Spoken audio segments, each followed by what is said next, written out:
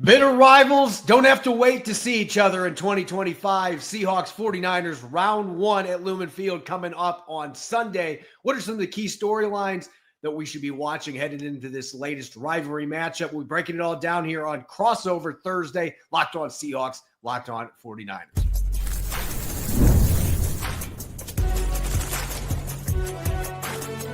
You are Locked On NFL Crossover, part of the Locked On Podcast Network. Your team every day. Greeting 12s and 49ers faithful. It's time for our first Crossover Thursday of the 2025 season. I'm Corbin Smith of Locked On Seahawks. Glad to be joined by Brian Peacock of Locked On 49ers. And we don't have to wait for the rivalry to rekindle this year. First time in a while that the Seahawks and 49ers battle in week one at Lumen Field. We'll be diving into key storylines, the matchups to watch, keys to victory, and of course, predictions in a jam-packed first Crossover Thursday episode of the year. Brought your way by Prize Picks. Download the Prize Picks app today and use the code LOCKEDONNFL to get $50 in lineups after you play your first $5 lineup. Brian, it has really been a one-sided series between these two teams the last 3 years. But with that said, the Seattle Seahawks did finally snap their 5-game losing streak in Santa Clara last year. Now they're hoping to snap a losing streak to the 49ers at Lumen Field. Used to dominate this series at home, and that has changed, much like their home games in general the last few years. It's really been a struggle for the Seahawks to win in front of the 12s. And the 49ers fans showing up has been a big part of that. But this is going to be a new chapter in the series in the sense there's a lot of new players on both these teams, particularly for the 49ers on the defensive side of the football. A lot of big-name players gone, a number of guys cut, players leaving in free agency. And with that, you've got a ton of rookies, a lot of young guys that haven't played very many snaps. They're going to be counted on to play significant snaps early, and they get a significant road test right out of the gate playing at Lumen Field. Yeah, it used to be a house of horrors for the 49ers there, and I still kudos to the folks that designed that stadium. You got the basically two amphitheaters facing at each other, and that place gets loud. I just saw some of the numbers that it might be something like 53% 49ers fans that are buying tickets for this one on Sunday on the road. So Niners fans showing up, excited about the season. And I'm excited too. I think the Seattle Seahawks and the 49ers are two interesting teams because there's enough changeover and enough question to not quite know exactly what these two teams are going to look like. And I think we're going to get a lot of answers on Sunday. And yeah, the biggest storyline for the 49ers is how many rookies play. We still don't know exactly what that rotation is even going to be. It's been a while since you could sit here in week one and for a guy who covers a football team as closely as I do and not quite know exactly who the starters are going to be at 2-3 positions on the defensive side of the ball. And even if it's not the rookies starting, it's going to be a heavy rotation of some young players. They drafted 5 straight rookies on the defensive side of the ball. And for those Seahawks fans that might be listening and don't quite remember how much changeover there was, Dre Greenlaw gone, Talanoa Hufanga is gone.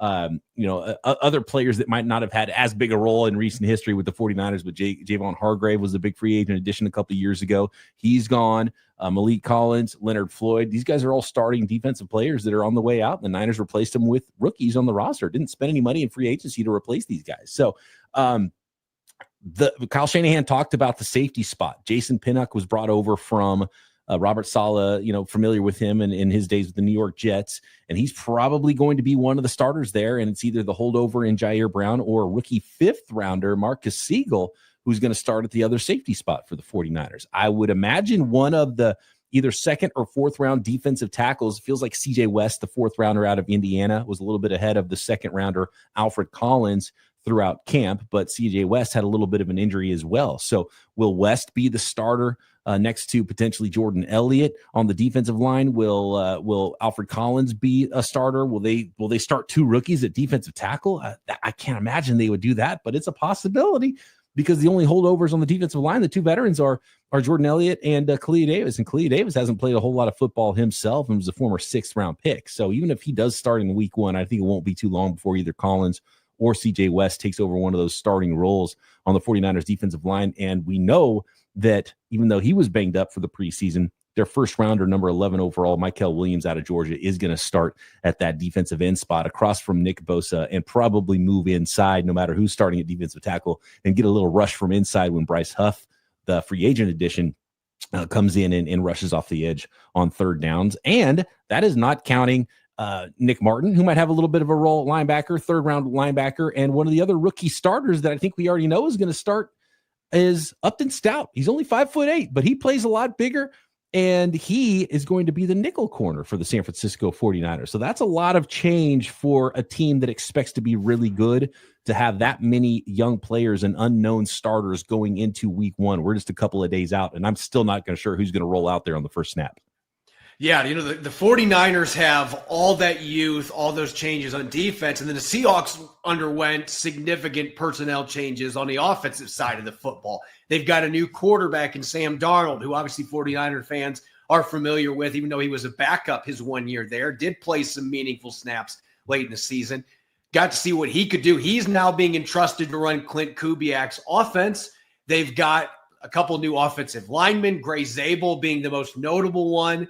They've added to the receiver room with DK Metcalf being gone, Tyler Lockett being gone. In comes Cooper Kupp. They love Torrey Horton, their 5th-round pick out of Colorado State. So this is really a fascinating offense versus defense matchup because both these teams have undergone major changes there. But on the flip side, the Seahawks, I think the one thing that they've really got going for them going into this game is that on defense, they pretty much got everybody back, and they've added to that group. 13 of the 14 players who got the most snaps on that side of the ball last year and were on this team when they were a top 5 scoring defense in the last 8 games last season, they're back. 13 of those 14 guys are back. And then they add Nick Emanwari in the draft. They bring in DeMarcus Lawrence in free agency. They think there's a chance that Uchenna Nwosu is going to be ready to play potentially on Sunday, coming off knee surgery. There's a chance that they could have all hands on deck with some of these new guys being added on that side of the football. And San Francisco, on the flip side on offense, they underwent plenty of changes on that side of the ball going into this game as well. It's the offense is the thing that's going to have to carry the 49ers, I think, early in the season. And the Niners had a really weird offseason where, last year they were number 32, looking at the metric from, I don't remember if it was PFF or NFL or ESPN stats. I can't remember who had the stat, but it was adjusted games missed. The 49ers last year were 32nd in the NFL. They were hurt the most by injuries in the entire league. And so having Christian McCaffrey healthy, George Kittle was pretty healthy all year long, as was the quarterback in Brock Purdy, who's newly minted and paid a lot of money to be able to run an offense that should be able to carry the team for a short period of time until you start to really feel like you know who your starters are on defense and get that thing going. So from that standpoint, even though there was a lot of injuries in camp, they've really gotten healthy at the right time. Juwan Jennings showed up as well. So you got the first rounder from last year and Ricky Pearsall with Juwan Jennings, even though Brandon Ayuk is going to be out for 4 to 6 weeks or so, probably Halloween-ish, he'll be back. They brought in DeMarcus Robinson, who is suspended for the first 3 games of the season. So wide receivers is an interesting group of veterans that they brought in off the street to bring in reinforcements, but then the 2 homegrown guys in Juwan Jennings and Ricky Pearsall as the starters. But let's be honest, Kyle Shanahan wants to run the football. The offensive line is mostly back from last year. Ben Barch is the new starter all year at left guard, but he started at the end of last year too. So really, they brought back all 5 offensive linemen. And so if they're able to run the ball and McCaffrey's healthy, it's going to be a heavy dose of McCaffrey. They're going to throw the ball to him. They're going to throw the ball at Kittle. And it's going to be a very similar 49ers offense that I think Seahawks fans are used to seeing. There's a lot of matchups that we're going to be diving into here with all these newcomers. And it's going to be different because you and I, we've been doing this for a number of years, and it's always been centered around a lot of the same guys. But there's no DK Metcalf. There's no Javon Hargrave. There's no Afanga. I mean, there's so many players that we talked a lot about over the years that we won't be mentioning anymore. Mm-hmm. And there's a lot of replacements taking place of their spot in the lineup. So we're going to have some different discussions coming up when we look at some key matchups going into this game, but we'll be talking Seahawks offense, 49ers defense, vice versa, maybe even some special teams matchups thrown in there. We'll be getting to that coming up next here on Crossover Thursday.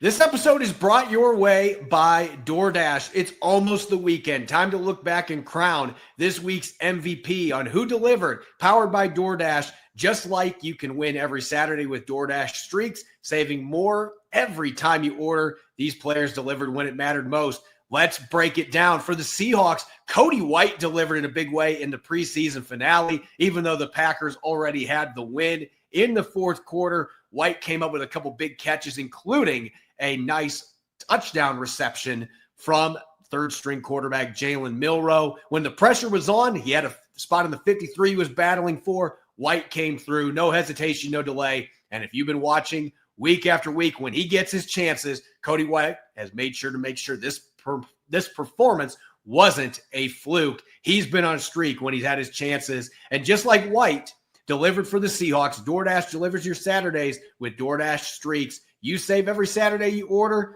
stack it up all season, and you could save up to $250, including $100 in DoorDash credits. Order this Saturday. Keep the streak alive. Fuel your game day only with DoorDash. Terms apply. Promo period through 11/18.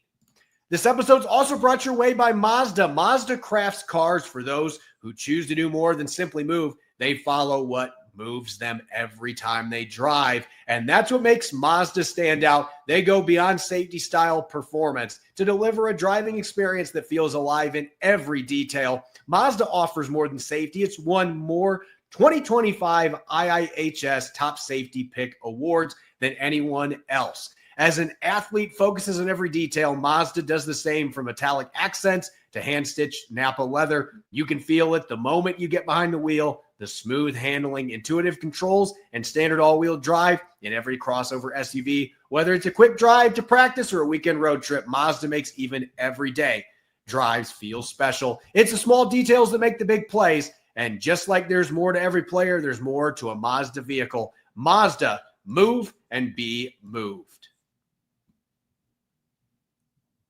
Welcome back to the first crossover Thursday of the 2025 season. I'm Corbin Smith of Locked On Seahawks. He's Brian Peacock, Locked On 49ers. We don't have to wait for the Seahawks and 49ers to renew their hated rivalry against one another. It'll be on display week 1 at Lumen Field. And really, Brian, a true statement game for both these teams for some different reasons. You know, you look at the Seahawks last year, they won 10 games. They were the only 10-win team that didn't make the postseason last year. From that standpoint, it was a successful first year for Mike McDonald, although he would be the first to tell you, hey, we didn't make the playoffs, so it wasn't successful. San Francisco with the injuries, 6 wins, a disappointing year after being considered a Super Bowl frontrunner going into the season.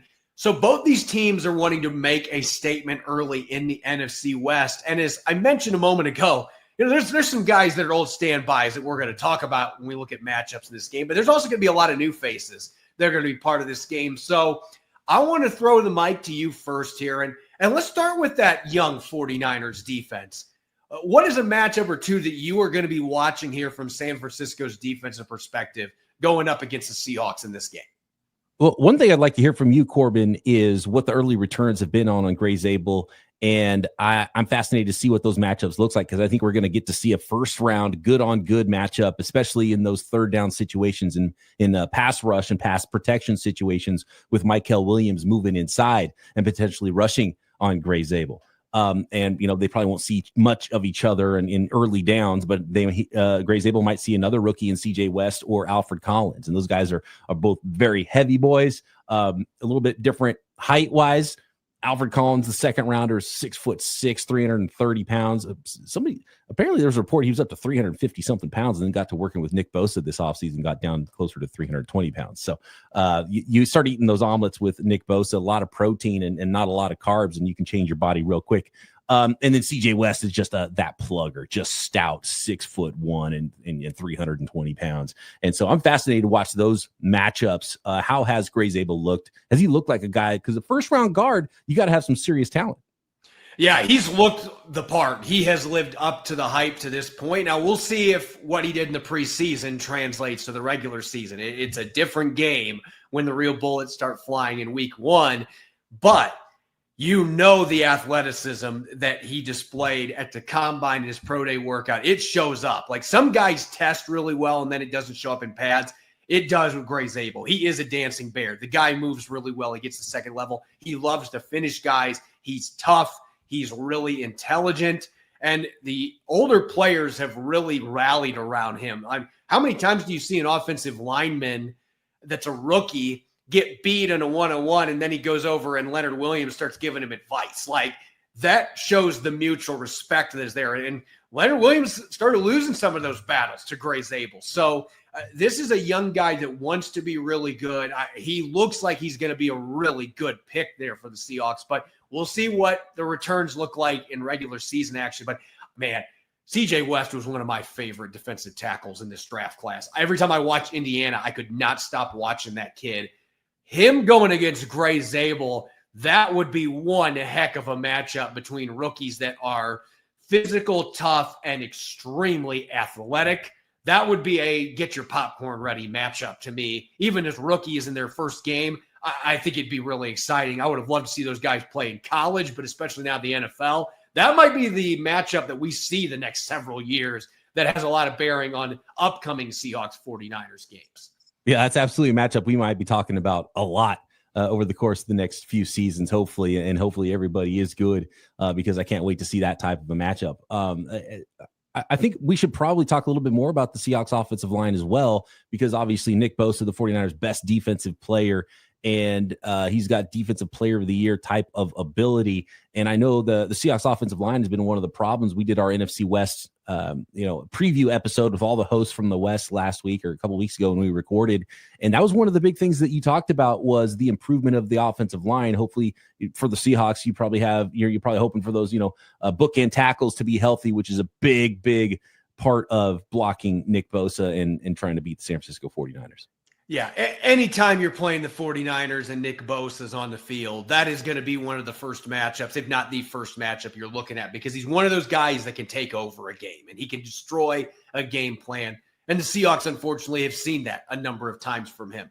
But they are going to have Charles Cross back healthy. He had surgery during training camp on a dislocated pointer finger, but he's been practicing the last few weeks. He's going to be good.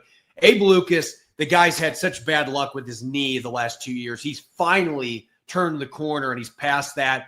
And he's got the athleticism and the nastiness to really thrive in this scheme. Jalen Sundell, another North Dakota State offensive lineman. I feel like there's going to be a lot of those in this game, North Dakota State offensive linemen. But they just keep kicking out really good, well-prepared NFL players. And Jalen Sundell was an undrafted guy that just Wally pipped Oluwatimi. Oluwatimi was going to be the starter and then missed a few weeks, and Jalen Sundell just stole the job from him. And he's another extremely athletic guy, 94th percentile athlete at the center position. So you have him and Zabel, who were roommates in college. So they already have that built-in chemistry. Those two. And maybe what was the biggest surprise to me was Anthony Bradford. I kind of had cast him aside going into this season because he was more of a mauler at LSU and 340 pounds. I thought this is not a good system for him. He showed up about 10 pounds lighter, though. And unlike last year where he just kind of was given the job because nobody else wanted it, nobody else wanted to get the job, he actually earned it this year. He has been really a pleasant surprise, and John Benton's done a lot of good work. You guys know John Benton well. John Benton's done an excellent job coaching up this group. So depth is still something that I think is concerning with this team, but there's actually some positive vibes with this offensive line right now. And what a first test against San Francisco, even with all the new pieces they're going to have, just the history there. This is a good litmus test to see what this young offensive line is going to look like, particularly in the run game where they were so bad last year. I think they're going to be much improved in the run game, but this is going to be the first test to see if that comes to fruition or not. We might see a lot of blitzing from Robert Saleh too, because of those big defensive linemen the 49ers drafted, and even Michael Williams as a first-round defensive end, you think of like, oh, he's going to turn the corner and be that kind of a speed rusher. That's not his style. He's a power player. So we saw a little bit of the preseason. If the 49ers can't get home with the pass rush and Nick Bosa is having problems doing everything by himself, and I know teams are going to pay extra attention to Nick Bosa, Robert Saleh might be trying to sneak some blitzes in there on teams on key downs too. So that's definitely something to watch for there. I feel like there's a lot more to talk about on the defense side of the ball. Is it going to be the Jackson Smith and Jigba show And he might see another rookie himself in Upton Stout a lot if he's running routes out of the slot. Yeah, Upton Stout's going to get a really fun first matchup here because you're going to have Cooper Kupp and Jackson Smith and Jigba running routes out of the slot. So that's going to be your first test, dealing with those guys. And maybe Jake Bobo, too. We'll see if he's out of concussion protocol. But that's a totally different style receiver that obviously he's not going to run by people, but he's big. He's a really good route runner. And he boxes guys out like a basketball player to get the football. So they've got a lot of different options they can play inside there. And I'm just wondering about San Francisco's secondary in general. That is really the position group that I look at. And I see some guys like Stout that I think there's obviously potential there, but there's a lot of inexperience there. And the Seahawks, they've got some experienced guys on the outside, and their tight ends are going to be a factor that the secondary is going to have to deal with as well. So this really feels like the most unknown matchup these teams have had for quite some time, just because there's so many new pieces, particularly Seahawks offense against 49ers defense. But I think we also got to flip the script and talk a little bit about San Francisco's offense. And this is where there's some of the old standbys. I still go into this game. I look at Ernest Jones and Tyrese Knight, the linebackers, and I still think Mike McDonald's number one goal going to this week. We know there's going to be the pre-snap motion. They're going to be trying to create extra gaps. We've got to be sound with our communication. We got to win those gaps, and we got to win in early downs. And that's been their biggest problem in this losing streak they've had to the 49ers at home. Too many big runs on first and second downs. Not enough true pass rushing situations where they can pin their ears back and get after Brock Purdy. And I feel like if they could get in more of those situations, their edge guys can get some pressure on Brock Purdy. But it's going to start with the defensive tackles up front, Leonard Williams, the all-pro that he should have been last year, Jaron Reed, Byron Murphy II, and those linebackers behind him. Can they control the line of scrimmage and limit those plays on early downs? And I would think that that's San Francisco's biggest key in this game. On the flip side, we want to win those early downs and put Mike McDonald in a bind where he can't be the mad scientist that he wants to be, sprinkling in blitzes and sim pressures and things like that to make life tough on Brock Purdy. Yeah, I think you nailed it. And somewhere Kyle Shanahan probably has a whiteboard that he writes a lot of stuff down, and he doesn't write it in something that's erasable, right? It's in permanent ink. It's play balance, stay in front of the sticks, and be good running the football, so then you can run everything else off of that. So teams have to respect you when you put a fullback on the field and Christian McCaffrey on the field, that you can run, you can pass, and you can utilize anything in your offense at just about any time. And Kyle Shanahan loves to run the football and loves to be balanced. And it's been the Kyle Shanahan way. Stay in front of the sticks. Not as good of a football team when they have to chase when they're down, when they got a lot of third and longs, and they don't want to play that way, and they usually don't. Yeah, and that's going to be the key for the Seahawks, getting them into that position. And really, this is a perfect segue into our final segment. So I think we will continue that discussion here in a moment. But from a matchup perspective, I am looking at the linebackers. Can they build off the way they played the end of last year? Christian McCaffrey did not play in either game last season that these teams played. So you're going to have to deal with his versatility as a running back and a receiver, Brian Robinson being added to the equation. And so, again, that is still the run game for both teams, I think, is just so incredibly important in the matchups that go into that, particularly in the trenches. I'm going to be watching closely, and in part because there's a lot of new faces that we haven't seen for both these teams that are going to make it a little bit of an unknown going into this season opener. We're going to get to those keys to victory, some game planning stuff coming up next, and of course, our predictions on what's going to play out in week one. We'll get to that coming up next here on our crossover Thursday. Locked On Seahawks, Locked On 49ers. This episode is brought your way by our friends over at FanDuel. Right now, new customers can bet just $5, and if your bet wins, you'll get $300 in bonus bets to use across the app. I love using FanDuel because it fits however you like to bet. Player props such as how many touchdown passes Sam Darnold will throw against the 49ers, building a same-game parlay with multiple prop bets from the opening week, or even jumping in live as the action unfolds. It makes every game more exciting, whether you're watching your team or just keeping your eye on your fantasy lineup. It's quick, it's easy, and it's the best way to add a little more energy to Sundays. So are you ready to play? Download the FanDuel app now by visiting FanDuel.com to get started. That's FanDuel.com to place your first $5 bet. Welcome back to Crossover Thursday, Locked On Seahawks, Locked On 49ers. I'm Corbin Smith of Locked On Seahawks. He's Brian Peacock, Locked On 49ers. Seattle and San Francisco rekindling one of the nastiest rivalries in the NFL in week one. Right out of the gate, we go to Lumen Field, and 49ers fans expected to flock in droves to the stadium. We'll see if that 53% number that's being thrown out there is legitimate or not. I've got sources telling me it's not, but we will see when we get to the stadium on Sunday. There's a lot of anticipation for this game. And hearing from 49ers fans, there's a lot more excitement this year just because of the unknown. I think from Seattle's perspective offensively that you can say that as well. And game one is always a crapshoot, but it feels like more so than ever. On one hand, this with all the new pieces, it does feel like it's more of a crapshoot and just more of an unknown than we would have. And yet, both teams are running similar offenses. Robert Saleh has been in Seattle before. I mean, there's some carryover there that might mitigate some of that too. It's just a really fascinating week one matchup.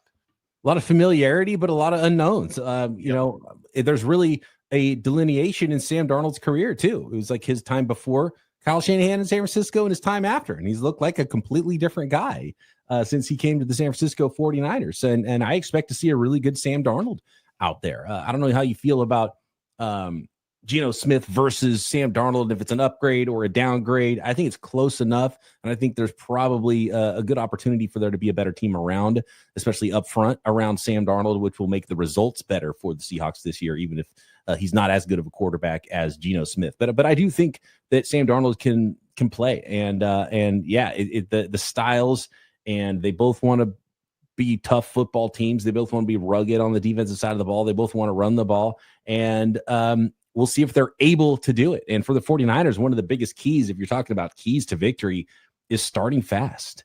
And they need to start fast this season with some of these unknowns. And they need to start fast, I think, in this game and make sure that they're not playing from behind on the road early. So that's got to be my number one, not only key for this game, but just key for the first quarter of the season for the 49ers is, can they start fast and not be a team that, you know, if we're not exactly sure what it's going to look like, they better know what it's going to look like, right? And if they're a little bit unsure, then that might be a bad sign for how the 49ers season is going to go this year.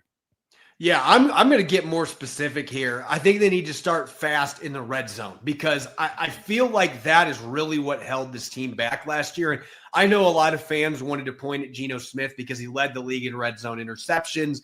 I've made this argument for months. Number of those picks were not his fault. It was really poor route distribution and spacing, and that's why Ryan Grubb is down at Alabama. That's one of the reasons that he's there. Their offense was not an NFL-style offense. It put Geno Smith in a really hard position, and they couldn't run the ball in the red zone either. They are going to be able to run the football, and if they struggle early, they're not going to give up on it. They're going to continue to run the football. They've now got the fullback incorporated in Clint Kubiak's offense. Robbie Oots, all 275 pounds of him, ready to go lead block.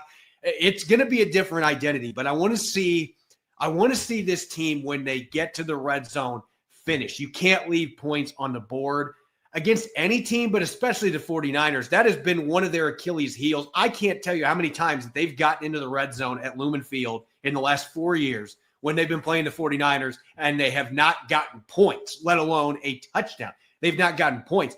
You have got to finish drives at minimum with field goals, but they got to find a way to turn it into touchdowns. And then on the other side, they've got to be able to hold the 49ers to field goals. And I think that was the big difference in that game they had in Santa Clara last year. They were able to get some of those stops when the 49ers had moved the football and forced them into field goal situations. So I look at the red zone and more so than other games. In this matchup, I think it's key for the Seahawks. And the other thing that I'm going to mention, sorry, Plaxico Burress, but I'm going to continue using this. Do not Plaxico yourself in this game. Seattle at Lumen Field. I don't know what it has been. I'm thinking it was 3 years ago that they had some momentum at the end of the half, and then Travis Homer fumbled on a kick return. And then the 49ers scored a touchdown right before the half. And then all that momentum was gone.